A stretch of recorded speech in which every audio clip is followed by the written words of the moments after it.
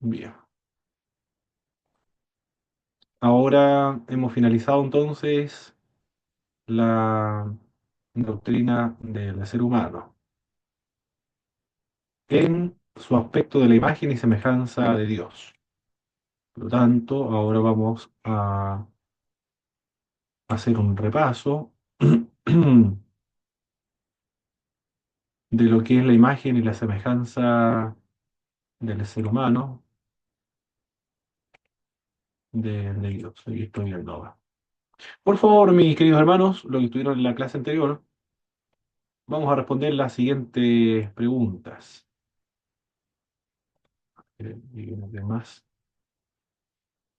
La expresión imagen y semejanza, ¿cómo se debe interpretar? Es decir, somos imagen y semejanza. Estas dos palabritas, ¿qué son esas dos palabras? Imagen y semejanza.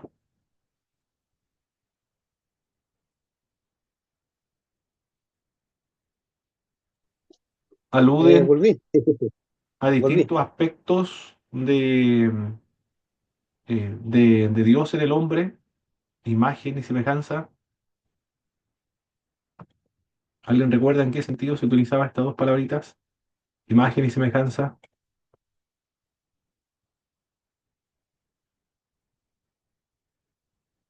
Dijimos que Es imagen y que semejanza eran, imagen, ¿sí? ¿Alguien dijo algo? no, que llegué recién.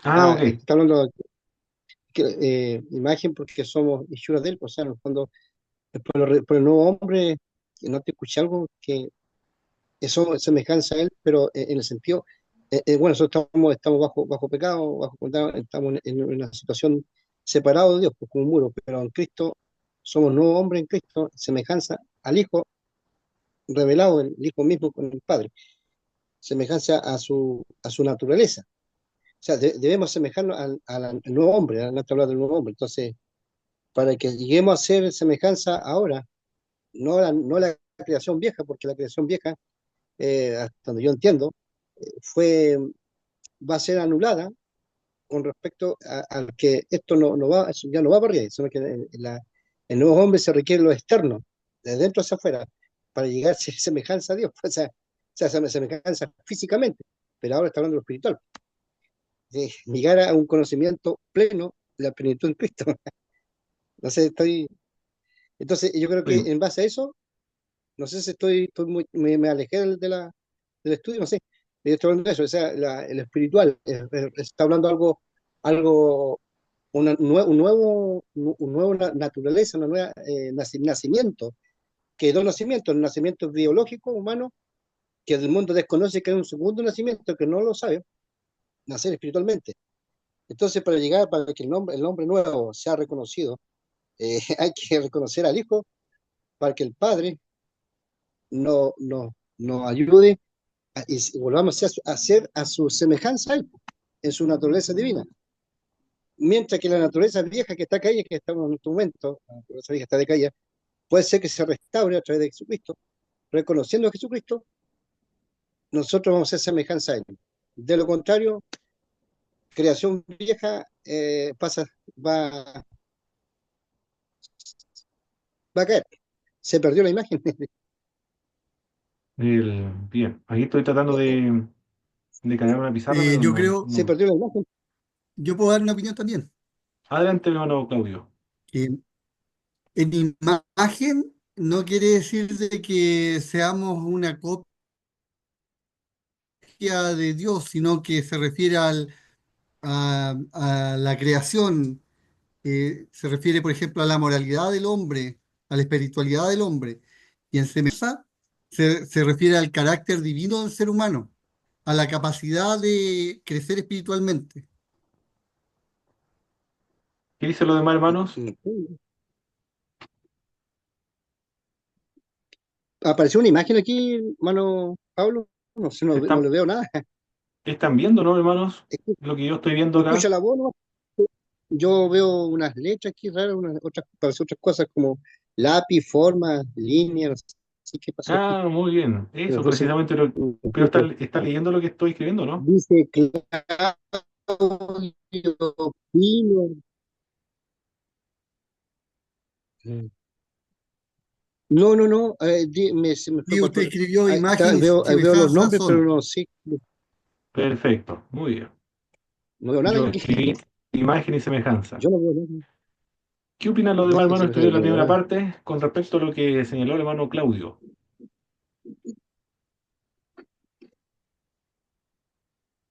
¿Recuerdan lo que son la imagen y semejanza? Corresponde al paralelismo sinónimo. ¿Recordaban o no? Paralelismo sinónimo. Si alguien no entiende lo que es paralelismo sinónimo, me comenta, por favor. Ahí lo explicamos. ¿Quién no entiende el paralelismo sinónimo? Alguien que no entienda, me dice y damos un ejemplo.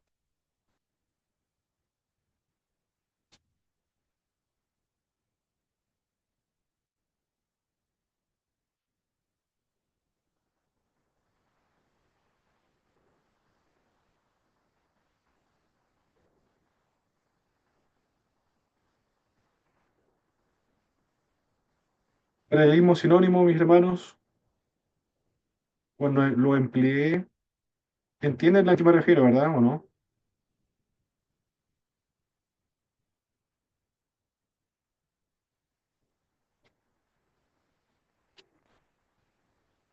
Es como un recurso literario de la Biblia, ¿no? Muy bien, es un recurso literario de la Biblia, pero la idea, cuando no entiendan mis hermanos, pregunten para asegurarme de que entendieron, ¿no? Si no, si no, no van a entender, no van a entender mucho lo que estoy explicando. Es un, es parte de la poesía hebrea. Me indican, por favor, si están viendo lo que estoy escribiendo acá en la pizarra.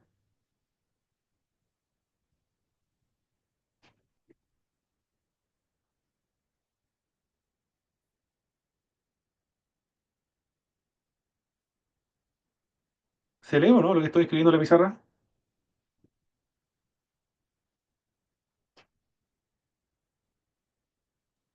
Y se ve, hermano, Y aquí estoy escribiendo. imagen y semejanza son paralelismos sinónimos. El Excelente. pensamiento del primer verso se repite en el segundo. Perfecto. Eso es un paralelismo sinónimo, entonces. Muy bien. Excelente. Ahora tenemos que dar un ejemplo en la Sagrada Escritura. Muy bien. Aquí hay un ejemplo de Salmos capítulo 8, verso 4. Salmos 8, verso 4. Por favor, hermano Elías, no sé si puede leer, hermano Elías. ¿Estará por ahí, hermano Elías?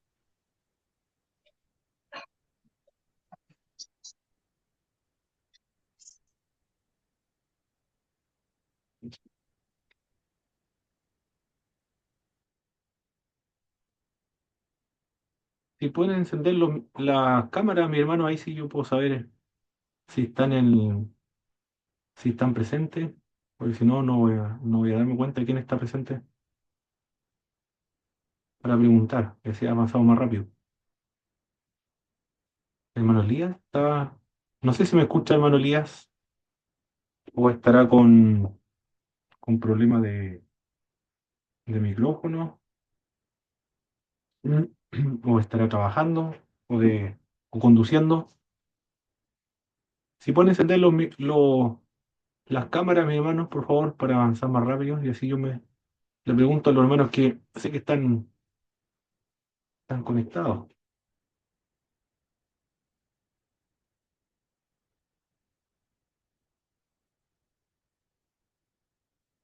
A ver. ¿Hermano Elías no me escucha o sí? ¿Me escucha, mi hermano? Hermano Sí, no me Pablo parece que no escucha. está. Ah, ok. Parece que no está el hermano Claudio.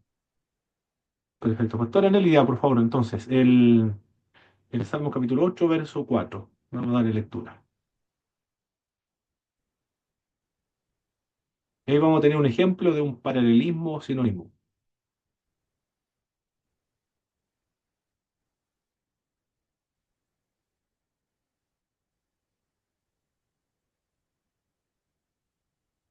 Ya, espérame.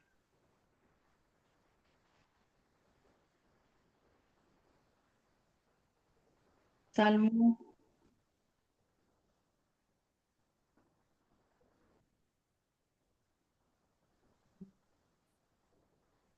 No se ve su...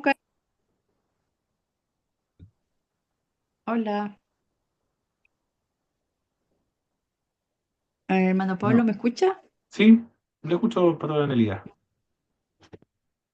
Ah, ya. Salmo 8 versículo 4, ¿verdad? Perfecto, correcto. Ya. Digo, ¿quién es hombre para que tenga de él memoria y el hijo del hombre para que lo visites? Perfecto. En el primer verso se dice quién es el hombre, ¿verdad? Ujú. Y en el segundo verso,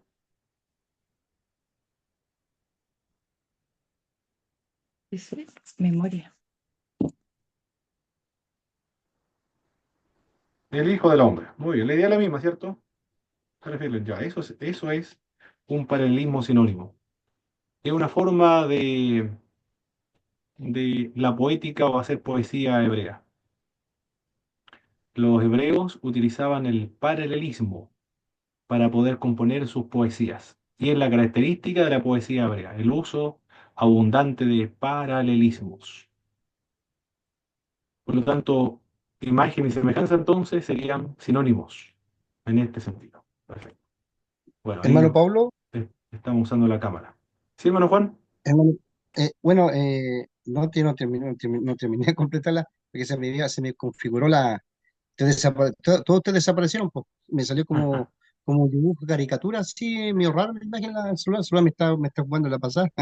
Solo tiene más de Ya. 2 años, así que bueno. Lo que quiero decir que, bueno, es semejanza que el hombre, Dios hizo el hombre, bueno, el hombre tiene, Dios piensa, el hombre igual piensa, ¿cierto? Eso, Podemos correcto. hablar que el hombre puede hablar por razonar porque Dios en sí nos dio a nosotros un raciocinio, nos dio inteligencia, nos dio pensar libre albedrío, tenemos todas las capacidades de que Dios nos puso a nosotros, no así el reino animal. El animal no tiene raciocinio, tiene otro aspecto, características espiritual, físico, de otra forma. Nosotros somos de una piel diferente y nos dio visión para ver, oído para escuchar, y dice el Salmo, no sé, el que hizo el oído no oirá, el que hizo pongamos la boca no hablará, o sea, Jehová, el que hizo todas las cosas, él habla y oye, ve y respira, y todo. Dios es algo maravilloso, claro, que no semejanza al cuerpo, pero Jesucristo sí tiene cuerpo porque él se fue. Él murió, pero se fue de la misma forma como se fue, va a volver. Hecho capítulo 1 dice. Nosotros tenemos esas características. Entonces, eso es lo que quiero para completar que somos semejanza, en que Dios nos hizo de esa forma. Podemos caminar, Perfecto. sentarnos, pensar, actuar, libre de Dios, pero tenemos algo que tenemos capacidad de frenar cuando algo está mal. Podemos hacer el bien y el mal, ¿cierto? Porque si vemos en Génesis 1, ahora es como nosotros, conoce el bien y el mal, cuando hizo al hombre alma viviente. Eso me faltó. Aparte que yo dije una Perfecto, cosa, hermano, claro que no está lejos lo hermano que dije Juan. porque la nueva creación es algo que se va. Pero los otros seres celestiales también tienen libre albedrío. Exacto, sí, también tienen libre albedrío, eso es verdad. Bueno, vimos que imagen y semejanza entonces son paralelismos sinónimos, son sinónimos. Nos están hablando de dos aspectos distintos de la imagen de Dios en el hombre. Estudiamos la imagen esencial de Dios en el hombre. El hombre es capaz de hablar, el hombre posee la habilidad de razonar, de elegir, es un ser creativo, tiene facultades de dominio. Con respecto a la imagen moral, incluye el conocimiento, la justicia y también la santidad. ¿Y quién es el único hombre que retrata a Dios perfectamente?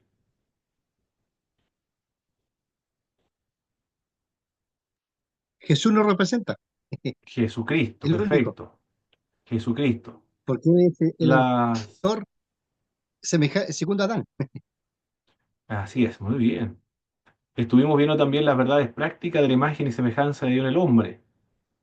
Una de estas verdades prácticas es que es posible tener comunión con Dios.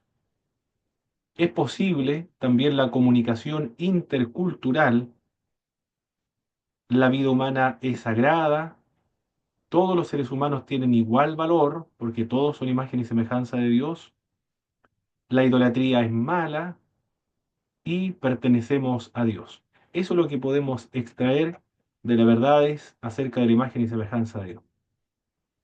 Ahora vamos a responder preguntas en esta clase número 14 ya. ¿Por qué fue creado el hombre? También en qué sentido se utiliza el término alma en el Antiguo Testamento. ¿En qué sentido se usa el término espíritu en el Antiguo Testamento? ¿En qué sentido se utiliza el término corazón en el Antiguo Testamento? El término psiqui, alma, en el Nuevo Testamento. No. El alma es la parte donde sentimos,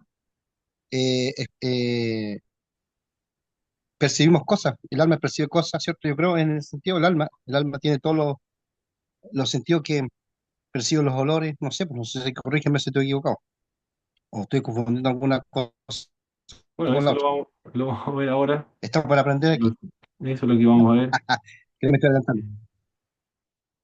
Las partes constitutivas del hombre también, del dicotomismo, tricotomismo, y algunas teorías acerca del origen del alma. Eso es lo que vamos a ver a continuación. Ya, vamos a compartir pantalla.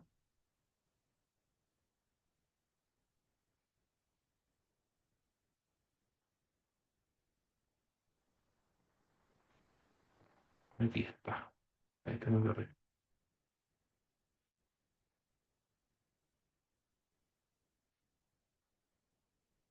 Perfecto. Ahí estamos entonces. ¿Por qué fue creado el hombre, el ser humano? Por una razón, para la gloria de Dios.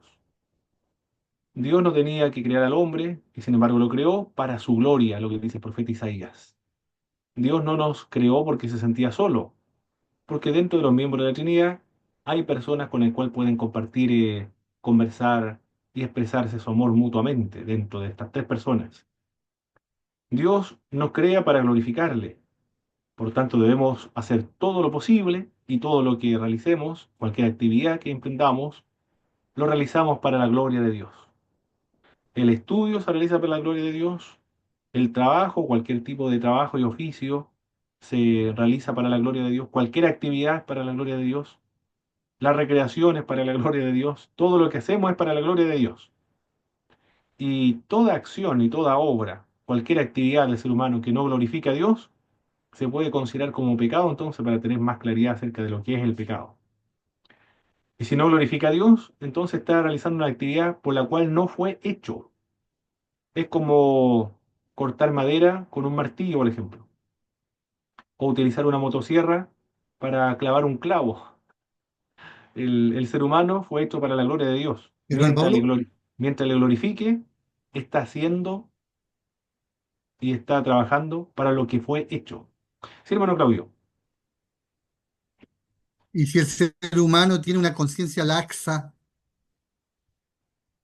es producto del pecado. Por eso, el pecado lo ha llevado a esa condición.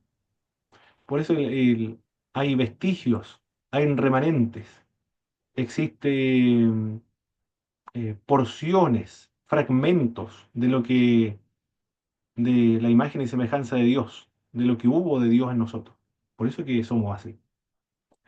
Pero ahora estamos siendo restaurados a la imagen de Dios, pero la imagen del Señor Jesucristo. Con ese proceso se conoce como la santificación. Pero para allá vamos. Es el propósito de la salvación, restaurar esa imagen y semejanza de Dios. Nuestro propósito en la vida entonces es glorificarle.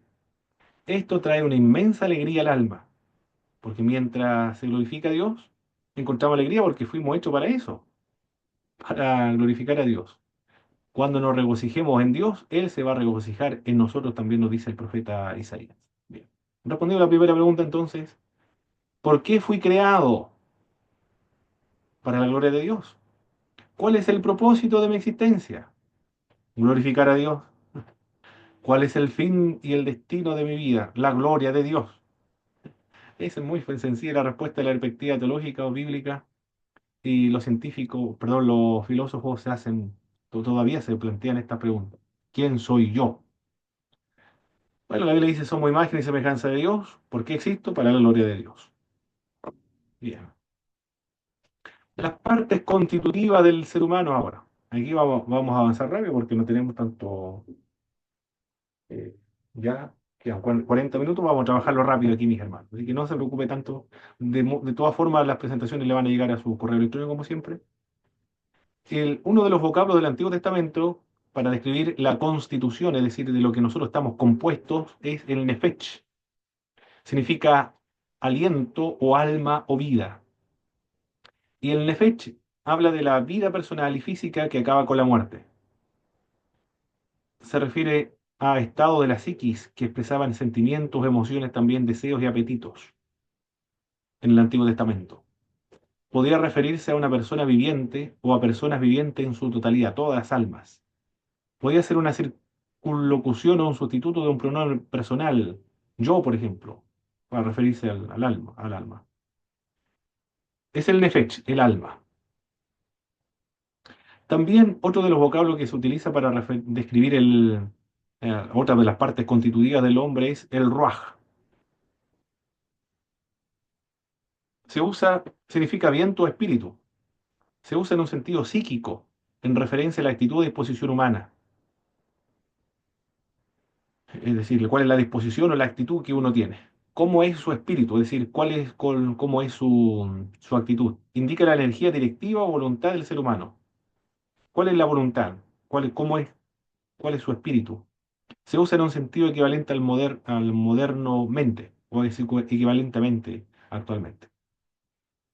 Ese es el ruaj, o viento o espíritu. En el Antiguo Testamento se utilizaban también otros vocablos para describir otra parte constitutiva de los seres humanos. Basar, por ejemplo, que es carne.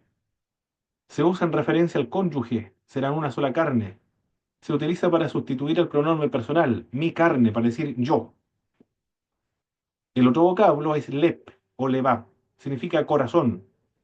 Denota el centro que regula el pensamiento, la voluntad de una persona, pero no el centro de las emociones o los sentimientos. Ahí está la diferencia entre nosotros con los judíos, porque los judíos, los sentimientos se basaban en el alma. En cambio, los sentimientos para nosotros empleamos otra parte constitutiva del ser humano que es el corazón. Pero para los hebreos, el corazón no radica los sentimientos, ni tampoco las emociones, sino más bien en el corazón estaba el centro de la voluntad. Se emplea con relación al modo de ser de una persona también, o las características de su personalidad, cómo es la personalidad, se refería a este término corazón. El otro vocablo que se emplea para describir en el Nuevo Testamento las partes constitutivas del ser humano, ahora en otro idioma, estamos en el griego ahora, porque el Antiguo Testamento es en hebreo, es psiji, significa alma o significa vida. Se lo emplea en referencia a la vida humana o la vitalidad presente hasta el momento de la muerte.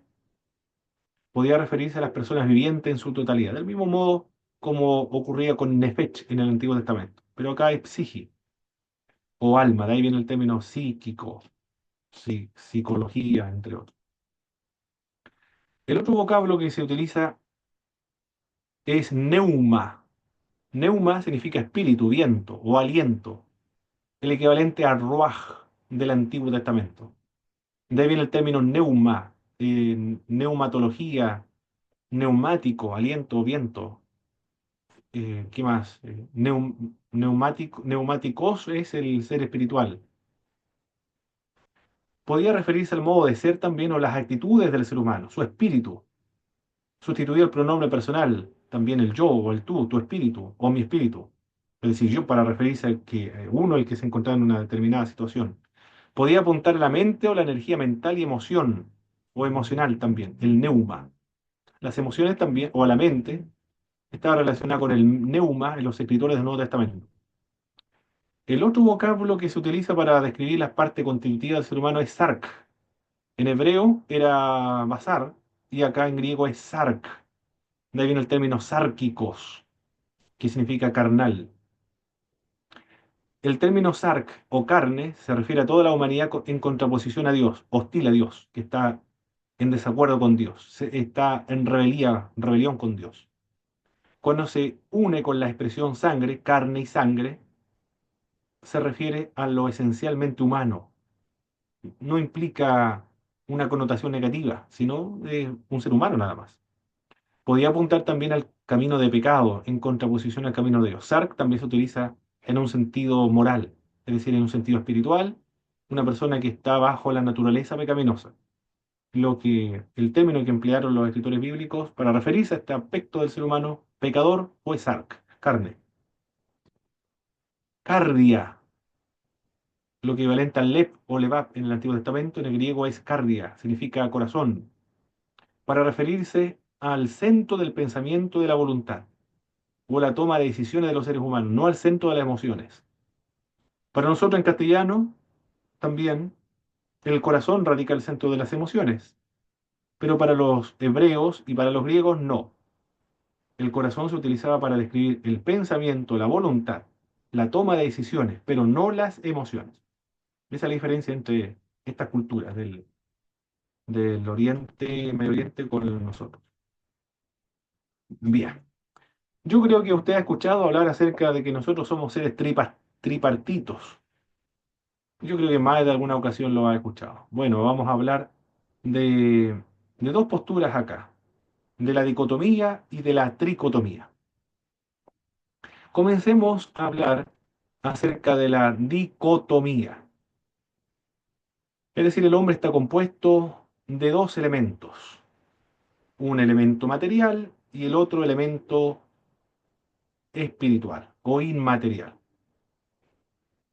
En las escrituras, según lo que dice el punto de vista dicotomista, las palabras alma y espíritu se utilizan indistintamente, se utilizan como sinónimos. Por ejemplo, Lucas capítulo 1, verso 46 y 47. Engrandece mi alma al Señor, y mi espíritu se regocija en Dios mi Salvador. ¿Cómo se llama ese tipo de paralelismo?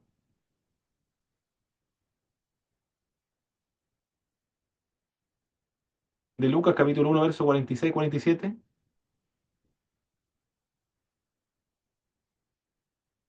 ¿Cómo se llama ese paralelismo? Están viendo la pantalla, ¿verdad, mis hermanos? La presentación se ve, ¿verdad? ¿Me confirman si se ve? O si no lo ven, entonces me dicen, porque yo estoy seguro de que estoy mostrando la presentación y al final no hay ninguna presentación que ustedes vean. Ahí me dicen, por favor. Se Es ve bien ahí, como Sí, hermano sí, sí, Pablo. se ve sinónimo. bien. Ah, un paralelismo sinónimo, muy bien, perfecto. Es un paralelismo sinónimo. Recuerda lo que es un paralelismo sinónimo. El pensamiento del primer verso se repite en el segundo verso, empleando sinónimos. Pareciera que alma y espíritu entonces son sinónimos, ¿cierto? De acuerdo a esta perspectiva dicotomista, engrandece mi alma al Señor y mi espíritu se regocija en Dios como imagen y semejanza. Pareciera que fueran sinónimos. Otro ejemplo, las dos palabras se utilizan indistintamente en diversos textos para referirse a la parte constitutiva del hombre. Y no temáis a los que matan el cuerpo, mas el alma no pueden matar. En Mateo capítulo 10, verso 28. Para el tal se ha entregado a Satanás para la destrucción de la carne, a fin de que el espíritu sea salvo. Mire cómo se utilizan, ¿ah? Indistintamente, como si fuesen sinónimos.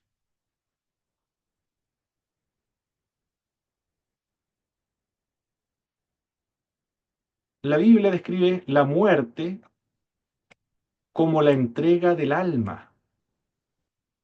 Y en otras ocasiones se menciona la muerte como la entrega del espíritu. Dice Génesis capítulo 35, verso 38, verso 18. Y aconteció que al salírsele el alma, pues murió. Es decir, cuando el alma se le salió del cuerpo, el hombre murió. En Hechos capítulo 7, verso 59, Esteban dice, Señor, recibe mi espíritu. ¿Qué está diciendo ahí? Que él va a morir. Y lo que está dando es su espíritu, que el Señor reciba su espíritu. Es decir, su espíritu es el que salió de su cuerpo para producir la muerte de su cuerpo. Tanto el alma como el espíritu se utiliza para designar el elemento inmaterial de los que murieron. Por ejemplo, en Hebreos capítulo 12, verso 23 dice, a los espíritus de los justos hechos perfectos. Estas personas ya están muertas. En Apocalipsis capítulo 6, verso 9, vi debajo del altar las almas de los que habían sido muertos. Ahora ya no se emplea el término espíritu, ahora son almas. Pareciera que la Biblia se utiliza alma y espíritu en un sentido sinónimo para describir ese aspecto inmaterial dentro de los seres humanos. Por esa razón, mis hermanos, existe la posición dicotomista, porque la Biblia utiliza alma y espíritu como sinónimos, como describiendo el mismo aspecto inmaterial de los seres humanos, pero empleando términos distintos. Bien, ahora trabajamos con la perspectiva del tricotomismo.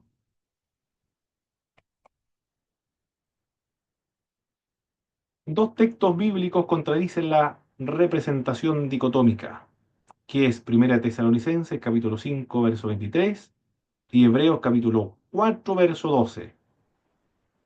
Por favor, mis hermanos, ¿saben quién está conectado acá? Hermana Catalina, por favor, el libro de Tesalonicenses, capítulo 5, verso 23, y el hermano Claudio, Hebreos, capítulo 4, verso 12. Según la perspectiva o el punto de vista tricotomista, estos dos textos enseñan algo diferente a la posición dicotomista. Vamos a ver los textos. Amén. Primera de Tesalonicenses 5:23 dice, Correcto. y el mismo Dios de paz os santifique por completo, y todo vuestro ser, espíritu, alma y cuerpo sea guardado irreprensible para la venida de nuestro Señor Jesucristo. Perfecto. Menciona varias partes del ser humano, ¿ah? Toda nuestra alma, ¿qué me dice? Mm. Cuerpo y alma y espíritu.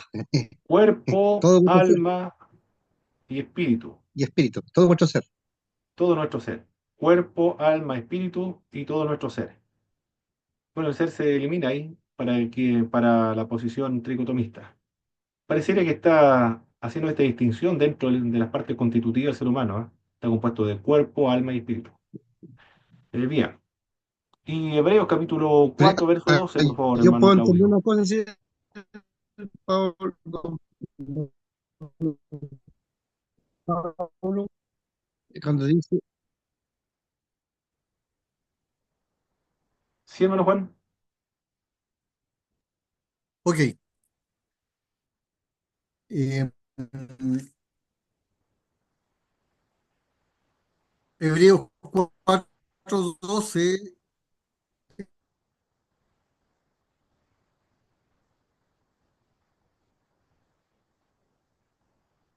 en Reina Valera,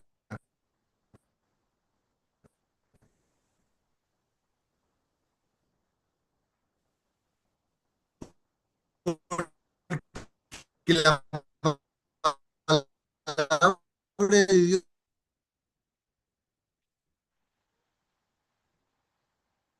quedó pegado. Pero ahora volvimos. Sí, ¿Me están escuchando, hermano, se verdad? pegó. Ahora sí, Ahora sí, sí. sí, sí, sí, sí. Ya. Estamos 1, 2, 3, 1, 2, 3. Sí, sí, sí. Es que ahora comenzó con la falla de señal del celular de mi esposa. Ahora volví. a la señal de la casa otra vez. Vamos a ver cómo funciona ahora. El, ya, bueno, se mencionaba cuerpo, alma y espíritu, ¿verdad? La posición tricotomista. Mira, esa, posición tricotomista. Estamos aquí, avanzados. Bien. Según este punto de vista del tricotomismo, el espíritu proviene de Dios, según el punto, yo estoy presentando los dos puntos, mis hermanos, ¿ah? No es que sea de un punto u otro, los presento ambos nada más, porque son dos interpretaciones del ser humano, de las partes constitutivas de él dentro del mundo evangélico, dentro del mundo cristiano en realidad. El espíritu proviene de Dios y es lo más parecido a Dios, mientras que el alma es el principio animante o vivificante. La mera mención de espíritu y alma, Hermano uno al lado. Pablo, Sí, hermano Claudio. le hago una pregunta al tiro. ¿Los seres vivos, los animales, por ejemplo, tienen alma? Depende de cómo usted define el alma, hermano Claudio. Porque si definimos el alma del mismo modo como lo definen los tricotomistas, es el principio vivificante y animante, entonces tendrían alma. Ok, Pero hay una diferencia entiendo. con el alma animal y con el alma humana. Es que el alma animal o el alma vegetal no es racional. Esa sería la diferencia. No Se tendrían quedó pegado. espíritu, pero no, ¿Cómo, perdón? No, pero no no tendrían entendí espíritu. eso. Claro, el alma animal no tiene espíritu. Eso lo entiendo. Sí, desde la perspectiva tricotomista, claro. O no sería Supongamos que el racional. animal tenga espíritu animal, hermano Pablo, pero porque el animal respira igual que nosotros.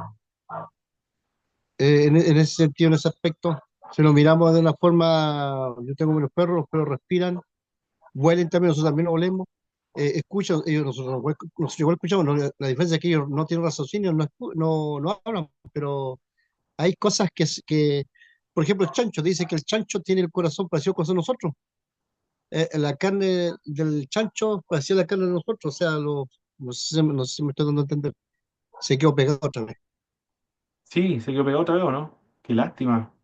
Es decir, todas las señales, tanto de los celulares como de la casa, tienen problemas. Qué lástima, hermano. Qué lástima Pablo, se quedó pegado. sí, Ahora sí, volví. qué, Se quedó pegado 2 segundos. qué Se lástima, pega hermano el. Juan, porque me cambié. Sí, es que decía yo que eh, ves, eh, los animales tienen somos, algunas características, porque ellos respiran también, pues. Ellos escuchan, decía yo antes, nosotros igual escuchamos, pues. Entonces, deben tener espíritu. Sí, sí, así, por así no, pues yo creo que sí tienen. Sí, en el Muy Salmo bien. 1, pues, el Salmo 101 dice algo por ahí, si no me equivoco, hay que buscarlo. Sí, se puede buscar, hermano Juan. Bien, estaba diciendo entonces de la mera mención de espíritu y alma, uno al lado de otro, no prueba que sean dos distintas sustancias, como lo prueba Mateo capítulo 22, 33, 37, perdón, que Jesús considera el corazón, alma y la mente como tres distintas sustancias. En Primera de Tesalonicenses, dice los dicotomistas, para responderle a los tricotomistas, el escritor solo desea acentuar su afirmación, el mismo Dios de paz os santifique por completo. Probablemente el dicotomismo es la posición más extendida a lo largo de la historia del pensamiento cristiano. El dicotomismo se mantuvo prácticamente desde el primer periodo del pensamiento cristiano. Sin embargo, tras el Concilio de Constantinopla el año 381, creció en popularidad hasta el punto de convertirse casi en la creencia universal. Es lo que señala el dicotomismo para responderle al tricotomismo. Los tricotomistas describen a menudo el espíritu como lo que proviene especialmente de Dios o esencialmente de Dios, o es lo más parecido a Dios, y el alma como el principio de vida a los seres humanos, o el principio animante, es lo que le hace vivir y respirar. Los primeros representantes de la idea tricotomista fueron autores cristianos griegos, como Orígenes, por ejemplo, Policarpo de la Odisea, Dídimo el Ciego, los semipelagianos. Algunos autores sostuvieron que el alma es la porción inferior de la parte visible del hombre, que comparte con las bestias, y el espíritu la porción superior, receptiva del espíritu de Dios. Esas son las explicaciones del dicotomismo, perdón, del tricotomismo, acerca de las partes constitutivas del ser humano. ¿Qué opina usted, mi Y querido hermano, actualmente, ¿quién es respecto? dicotomista y quién es tricotomista? Eso no lo sabía decir mi hermano Claudio, porque es una doctrina tan periférica, tan marginal, tan de segundo orden, que no constituye o no tiene incidencia ni la evangelización, ni la santificación, ni la pastoral. En la evangelización no tiene ninguna implicancia, ni va a ser más santo, menos santo, más ortodoxo, no. Por lo tanto, ni siquiera aparecen en los artículos de fe de las iglesias si son dicotomistas, tricotomistas. Esto es lo que normalmente se ha utilizado dentro del mundo cristiano, pero más popular el dicotomismo históricamente. Pero ¿quiénes son dicotomistas, tricotomistas? Eso no lo sé, porque dentro de la misma denominación pueden haber uno u otro. No, oficialmente no sabría decirle, hermano Claudio. Pero no sé cómo lo enseñan en su iglesia o si han hablado alguna vez en su iglesia de esto, del dicotomismo, tricotomismo. ¿Alguna vez lo han predicado mis hermanos o en la escuela dominical, si lo han enseñado? ¿Han visto esta parte constitutiva del ser humano? ¿O nunca lo había escuchado anteriormente? No, Jamás. Ah, nunca. muy bien. No, nunca lo había Yo escuchado. tampoco, nunca. Personalmente, hermano Paulo, a mí es algo que yo siempre he tenido la duda. De Ah, hecho, ok. he preguntado de pronto si alguien, a hermano o alguien, si tiene, no sé, conocimiento o algún, no sé, libro, algo que me pueda complementar según mi fe, ¿cierto? Para poder explicarlo, cosa que no he encontrado hasta ahora. Y yo creo que en mi iglesia, por lo menos que son iglesias como pentecostales, donde a veces el conocimiento no se ahonda tanto en el estudio, Mm, ¿cierto? Hay mucha confusión con respecto a eso. Yo creo que por lo mismo no se predica y no se habla mucho del tema. Y porque a veces cuando los hermanos intentan, yo he escuchado a personas que intentan hacer como comentarios sobre eso, como que hay comentarios muy diversos. Incluso algunos como que se contradicen el uno con el otro. Entonces, quizás para no causar confusión, como no es un tema claro, no se habla. exactamente. Sí, correcto. Bueno, esas son las dos posiciones, mis hermanos. Ninguna de las dos podemos decir que herético. Aquí no hay que darle demasiado énfasis a uno u otro, sino lo importante es saber que nosotros tenemos un alma o un espíritu por medio del cual podemos tener comunión con Dios. Eso es lo esencial y lo importante. Pero no tiene tantas incidencias. Bien, Pero, hermano Pablo, y en términos del Espíritu Santo, el Espíritu Santo no es un alma, es un espíritu. ¿Se comunica con qué? ¿Con el alma o con el espíritu del hombre? yo diría, hermano Claudio, que se comunica integralmente con el pensamiento, con las emociones, con la voluntad, con el espíritu. Si el espíritu del alma, bueno, es con el alma. Pero si es diferente, también con el alma y con el espíritu. Bueno, y con el cuerpo también, es decir, sentimos la acción de Dios incluso en el cuerpo humano, cuando se estremece, por ejemplo, cuando se siente El el poder de Dios espíritu, en la el cuerpo humano, conciencia, el alma, es decir, es ah, completo. Bien, la relación que guarda entre sí el cuerpo y el alma. Hay varias teorías con respecto a la relación entre el cuerpo y el alma. Hay una posición que es la monista. A ver, aquí quedan 15 minutos. Vamos a tratar de trabajarlo rápido esto. El monismo. Tanto el alma como el cuerpo son de la misma sustancia primitiva. El espíritu es producto de la materia, según el punto de vista monista.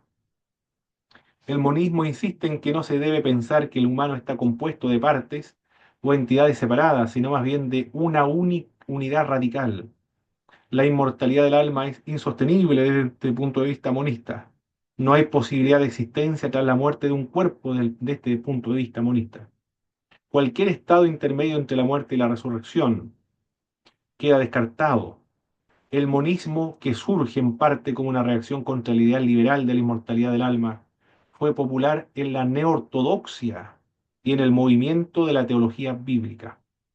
Ese es el monismo entonces. Todo es lo mismo. Comparten un producto, son producto de la materia y comparten un origen común. El otro es el ocasionismo. La materia y el espíritu trabajan separadamente, de acuerdo con leyes que le son distintivos. Y estas son tan diferentes que no hay posibilidad de acción conjunta. Eso lo dice el ocasionismo. El dualismo. Hay dos dualismos, ¿ah? El dualismo realista, el paralelismo y el ocasionismo. Dios hizo el cuerpo y el alma de tal manera que el uno correspondiera con la otra. Cuando el cuerpo tiene cierta inclinación, es correspondiente también con el alma. El cuerpo y el alma son sustancias distintas que interactúan, aunque su modo de interacción es un misterio. El alma actúa sin el cuerpo y el cuerpo sobre el alma. Bueno, esas son algunas teorías que existen entre la relación del cuerpo y el alma. Esto es lo que quería ver antes de concluir. El origen del alma. Hay tres posiciones, tres respuestas que se han dado a esta pregunta. ¿Cuándo se origina el alma? Uno de estos puntos de vista es el preexistencialismo, el segundo el traducianismo, el tercero el creacionismo. La primera, el preexistencialismo. ¿Qué dice el preexistencialismo? Las almas de los hombres existieron en un estado anterior y que algunos acontecimientos en aquel primer estado explican la condición actual. Quiere decir que nosotros, según este punto de vista, ya existíamos antes de haber nacido aquí en la Tierra. Según este punto de vista preexistencialista, nosotros estábamos en el cielo, creado ya. El alma había sido creada, esperando nacer aquí en la Tierra. Y Dios, viendo la posibilidad, nos tomó a nosotros ya una alma creada y la mandó a la Tierra a nacer. Por eso es que deben tener muchos hijos las personas, los matrimonios, para darle la posibilidad a esas almas que se encuentran en el cielo, nacer aquí en la tierra. No sé si han escuchado eso alguna vez, ese punto de vista, mis hermanos. Hay que tener muchos hijos para darle la oportunidad a las almas que están en el cielo, nacer aquí en la tierra. Y así determinar su destino, si van a servir a Dios o van a rebelarse contra Dios. ¿Lo han escuchado alguna vez? Esa reflexión, ese punto de vista. Nunca. Los mormones sostienen ese punto de vista. Los mormones creen en la preexistencia de las almas. Cuando usted converse con un amigo o colega mormón, el mormón le va a decir, ustedes deben tener muchos hijos. Y por eso que originalmente los mormones eran eh, polígamos, porque tenían que tener una cantidad de hijos extraordinarios para que la cantidad de almas tuviera la oportunidad de nacer aquí en la tierra y así escoger si servir a Dios o no. En el fondo es parecido, sí, se acercan, pero no sabemos, no podemos descartar casi ninguno porque no sé, en Jeremías dice, yo te escogí antes que naciera desde el vientre. O sea, se podría decir que Dios ya no tenía, está en el pensamiento de Dios, el pensamiento que tenía nosotros. Nos conocía antes que naciéramos, ella nos conoce. Se puede decir de Perfecto, esa hermano forma, Juan. pero no podemos descartar nada porque están casi llegando a una verdad plena, que Muy sí, yo bien. digo que sí, porque si de lo contrario, hay un dicho muy popular, un predicador que se llama David Diamond, David, no sé cuánto, no me acuerdo, no sé su nombre, dice que el futuro para Diamond, Dios es historia. Diamond, Eso Diamond. significa que el futuro para Dios es historia porque Dios ya conoce todo lo que va a pasar y somos nosotros los que no conocemos el futuro, ¿no? Así que yo creo que no estamos tan lejos en ese concepto. Perfecto, muy bien, sí, es verdad, es verdad. ¿Cuáles Yo son lo las... que, yo lo que había escuchado es que el hombre, al utilizar métodos anticonceptivos está contraviniendo la voluntad de Dios, porque los hijos nacen según su voluntad. Entonces, si uno elige la cantidad de hijos, a tener uno o dos, no está yendo en el sentido de la voluntad de Dios. Eso lo había Ah, ok. escuchado. Correcto, correcto. ¿Cuáles son las objeciones que le han planteado al preexistencialismo? Está desprovista de base escritural. ¿En qué parte de la Biblia se encuentra la idea de que Dios creó almas esperando nacer aquí en la tierra? Ninguna. Es el problema del preexistencialismo. Hace que el cuerpo sea algo accidental nada más, porque no es el ser humano. El ser humano es como algo distinto al cuerpo, porque el ser humano es el alma. Y el cuerpo sería una especie de un ropaje nada más, como un vehículo para poder expresarse, pero no es parte integral del ser humano, sino un accidente. Destruye la unidad de la raza. Claro que sí, ese es uno de los graves problemas. Destruye la unidad de la raza. Está ¿Por mal qué? explicado, yo creo, está mal explicado, creo, cuando dices que yo creo que el cuerpo es como dice usted, es como dice Pedro, Pedro lo dice de esta forma, es el tabernáculo. Este es un cuerpo, este es un tabernáculo, o lo dice de esa forma. Mm, Este es una, como dice usted, lo dice, esto es como una caja, porque cuando uno muere, yo he visto los cadáveres, el cadáver queda inerte, queda mm, como algo, una cosa vacía, ¿no? Pero ya no está, no hay ningún movimiento, está muerto, físicamente no, no hay vida ya. Se fue mm, el alma y el espíritu, el aliento se fue y el alma sale. Es la copia del cuerpo, yo creo. Entonces va a la eternidad. correcto. Y lo otro es que destruye la unidad de la raza.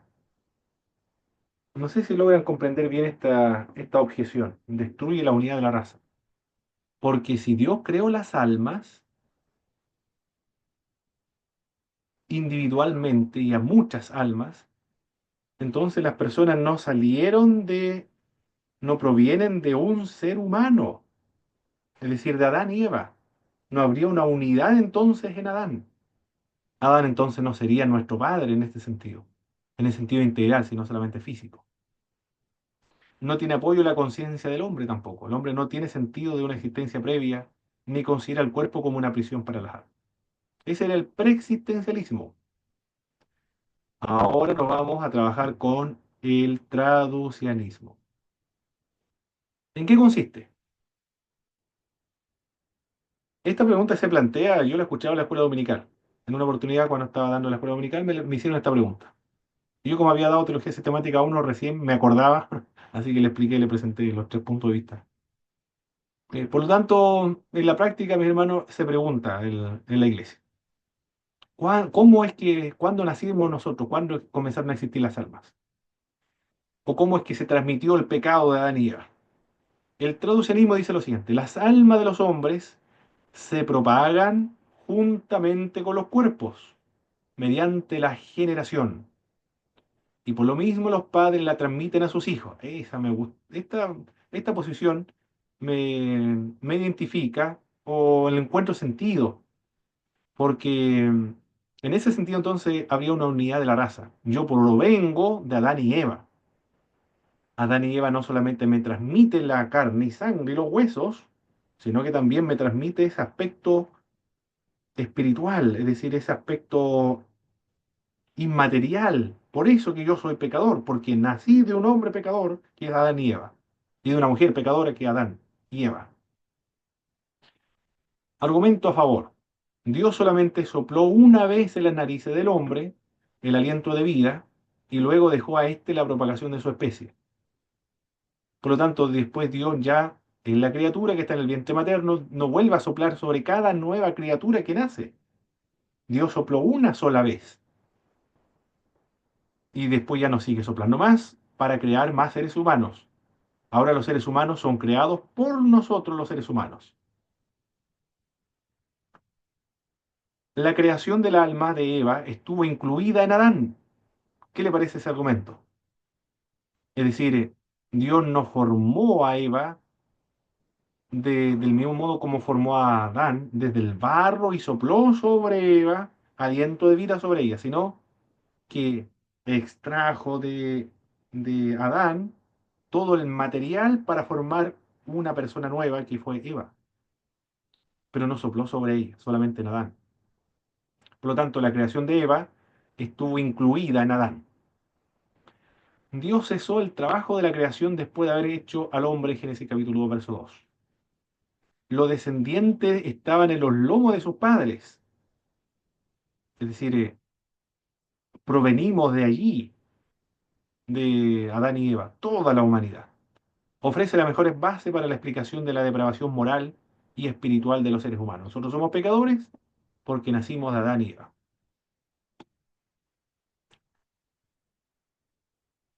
Ese es el traducianismo. Objeciones al traducianismo. El alma es una sustancia espiritualmente pura, que no admite división. ¿Podrá el alma del padre separarse para formar el alma del niño? ¿Es posible que se multiplique como las células? Personalmente yo creo que sí, ¿eh? Personalmente yo no sé si estaría equivocado o no, pero me hace sentido más esta teoría. Pero recuerda, es teoría nada más, solamente teoría, no es un dogma. Son respuestas a las preguntas que se han planteado. ¿Cómo es que se transmite el pecado de generación a generación? ¿Y cómo es que, cuándo nuestras almas comenzó a existir? Si en Adán la naturaleza humana como un todo pecó, y aquí el pecado fue por tanto el pecado actual de cada parte de aquella naturaleza humana, entonces no puede escaparse la conclusión de que la naturaleza humana de Cristo también era pecaminosa, puesto que había pecado en Adán. Bueno, pero en el caso de Cristo fue concebido por el Espíritu Santo de Dios. En latín, traducere significa guiar a través de algo. El alma como el cuerpo de cada ser humano son fruto de la generación natural o el proceso de reproducción. De manera que el alma de alguien proviene de sus padres. Es decir, Adán tiene una alma y como una célula también le transmite esa alma corrompida a su hijo, a su descendiente. Promotores de esta teoría traducianista fueron Tertuliano de Cartago, admite la cooperación divina a través de todo el desarrollo de la especie humana. El ser humano en este sentido sería co-creador de más seres humanos.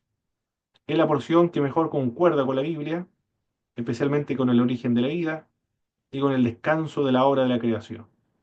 Es consecuente también con la vida vegetal y animal. Concuerda con las características mentales, espirituales, así como físicas de la familia y también de la raza. Otra teoría acerca de cuándo fue creada el alma. Fue creada por Dios, es creada por Dios. Cada alma individual ha de ser considerada como una creación inmediata de Dios, debiendo su origen a un acto creativo directo de Dios. El alma pura se une con el cuerpo depravado. Es decir, cada vez que nosotros nacimos aquí en la tierra, fue el Dios el que creó nuestra alma en el vientre materno. ¿En qué momento ocurrió eso? No lo sé.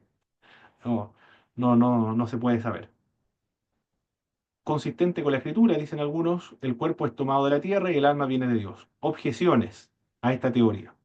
Si el alma originalmente está poseída por tendencias depravadas, hace a Dios el autor directo del mal, entonces. Si sostiene que el alma ha sido creada pura, hace a Dios indirectamente el autor del mal, puesto que enseña que Dios pone a esa alma pura en un cuerpo que inevitablemente se va a corromper. Sin embargo, el creacionismo sostiene que Dios imputa al alma el pecado de Adán. Muy bien, esas son las tres teorías. El preexistencialismo, el traducianismo y el creacionismo acerca de cómo y cuándo son creadas las almas. Perfecto, mis queridos hermanos. Hemos concluido, alcanzamos a terminar